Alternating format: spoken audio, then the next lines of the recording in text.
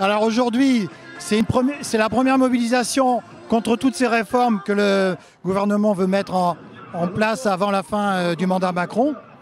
Donc ça ne sera pas la dernière, bien sûr, parce qu'on est vraiment convaincu que ces réformes sont nocives pour la majorité de la population française. Oui, la Corse, par sa configuration déjà au niveau des services publics, c'est une île.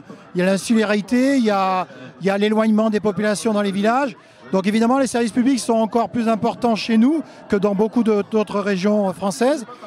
Et puis aussi, on a les salaires les plus bas de la population française. Et on a aussi beaucoup de retraités pauvres. Aujourd'hui, 25% de nos retraités vivent en dessous du seuil de pauvreté. On espère que c'est le début d'un automne rouge.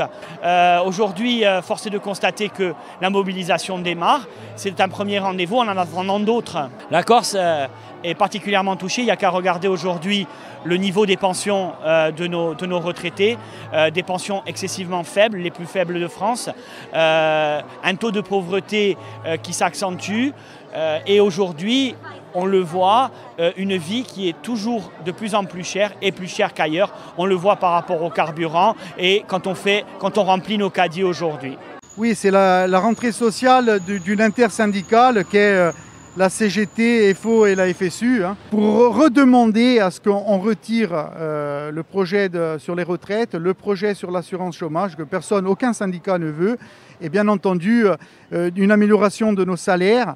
Nous, à la CGT, nous revendiquons bien sûr un SMIC à 2000 €, une semaine à 32 heures, une répartition du travail équitable entre les gens et également une répartition des richesses.